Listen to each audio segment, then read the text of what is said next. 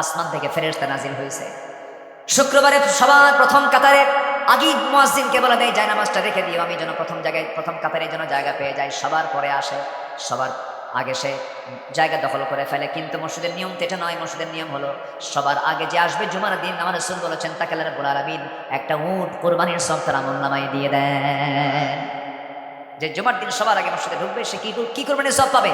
উট কোরবানির সব পাবে। তা আল্লাহ তো দিয়ে রাখছেন, তুমি জায়নামাজ দিয়ে জায়গা দখল করবা, এটার জন্য কোনো পুরস্কার নাই। আমার ভাইয়েরা, নামাজের ব্যাপারে যারা যত্নবান হবে আল্লাহ পাক তাদের জন্য বলছেন তারা বড় সফলতা দেখবে, তারাই নিজের নফসকে শুদ্ধ করতে পারবে। আমার বন্ধুগণ, 2 নাম্বারে চলে গেল, সময় যেহেতু কম সামনের দিকে একটু আগাই। নাম্বার 3 হলো যারা সিয়াম সাধনা করবে, রোজা রাখবে যারা। রোজাটা শুধু রমজান মাস নয়, প্রত্যেক মাসে রোজা আছে না নাই বলেন? 13, 14, 15, 13, 14, 15 আইয়ামে বীজের রোজা, 13, 14, 15। এরপরও বৃহস্পতিবার সোমবার, এই 2 দিন রোজা রেখেছেন মুহাম্মদ সাল্লাল্লাহু আলাইহি ওয়াসাল্লাম। যুবকরা, এই যে স্মার্টফোনগুলো আছে, স্মার্টফোনগুলো ব্যবহারের নীতিমালাগুলো মাথায় নিয়ে রাখবে। তুমি নীতিমালা করবে, খারাপ কিছু ব্লকে যাবে না, খারাপ কিছু দেখবে না, খারাপ কিছু বুঝবে না, খারাপ কোনো চিন্তা করবে না। স্মার্টফোন ব্যবহারের ক্ষেত্রে তোমাকে যথেষ্ট সচেতন হতে হবে। বিবাহ পূর্ব কোনো রিলেশন করা যাবে না। বিবাহ পূর্ব কোনো সম্পর্কে জড়ালে তোমার জীবনটা শেষ হয়ে যাবে। বিবাহ পূর্ব যা খরচ করবা, যদি কি বলে চুরি ফিতা এগুলো যা কিছু কিংবা সব লস প্রজেক্ট, এগুলোতে মনোযোগ দিও না, এগুলো বাদ দিয়ে দাও। পিছনের দরজা না গিয়ে সামনের দরজা দিয়া বুকটা উঁচু করে সাহসী বীরে পুরুষের মতো বিয়ের প্রস্তাব দিয়া বিয়ে করো। তেন কিচ্ছু কয় না। যুবকরা, কি বিয়ে শাদী করবে না তোমরা? লক্ষণ তো কিছুই মনে হয় না। কি বিয়ে করতে রাজি আছো? লুকায় লুকায় না, প্রকাশ্যে প্রকাশ্যে। বাপ মাকে বলো, প্রস্তাব দিয়ে দাও। রিজিকের ফয়সালা কার? আসতে বলো, রিজিকের ফয়সালা কার? আল্লাহ পাক। আজকের সমাজে বিয়ে জটিল না জেনা জটিল? জেনা সহজ, বিয়ে সহজে করতে চায় না, বিয়ে সহজে হয়ও না। আজকের সমাজে এই প্রবলেমগুলো চরম আকার ধারণ করছে। 50 বছর হয়ে যাচ্ছে বিয়ে করে না, দাঁত এদিকে 2টা নাই, বিয়ে করে না।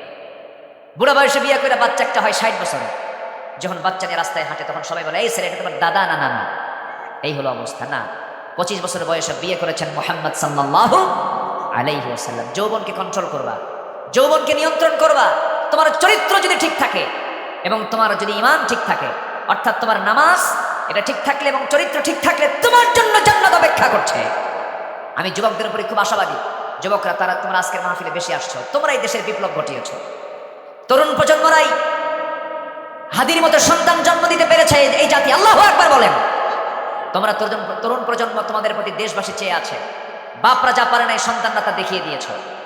গণভবন দখল করে দুপুরের মুরগির রান দিয়ে গণভবন তোমরা নাস্তা করেছো, লাঞ্চ করেছো। তোমরাই পারবে, শুধু চরিত্র ঠিক রাখো। আগামীর নেতৃত্ব তোমাদের হাতে চলে আসবে ইনশাআল্লাহ। কোন চোর, কোন খেয়ানতকারী, কোন ডাকাত, চাঁদাবাজ আমার দেশের নেতৃত্ব আর হাতে নিতে পারবে না ইনশাআল্লাহ। বলেন জোরে বলি ইনশাআল্লাহ, আরো জোরে বলি ইনশাআল্লাহ। সম্মানিত ভাইয়েরা, সম্মানিত যুবক ভাইদের আমি বলছি, যুবকরা পাহারা দাও সবকিছু। তোমরা পাহারায় থাকো, চরিত্র ঠিক রেখে শুধু সামনে দাঁড়াও। বিগত 16 বছরের স্বৈরাচার সরকার 28 লক্ষ কোটি টাকা দেশ থেকে পাচার করেছে। আমরা আর দেশকে দেউলিয়া হতে দেব না, আমরা দেশকে আর ফকির হতে দেব না। আগামীর দেশ হবে কোরআনের বাংলাদেশ, আগামীর দেশ হবে ইসলামের বাংলাদেশ, আগামীর সরকার হবে নামাজের সরকার। এই চেষ্টায় কারা কারা শামিল হতে রাজি আছেন? দুহাত উঁচু করে দেখান মুসলমান।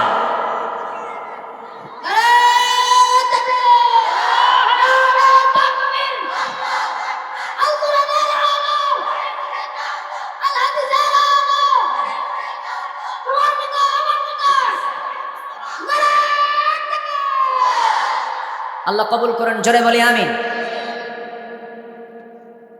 ওরে বাপ রে বাপ, আমি ভাবতেছি এখানে ওমর কই আসলো?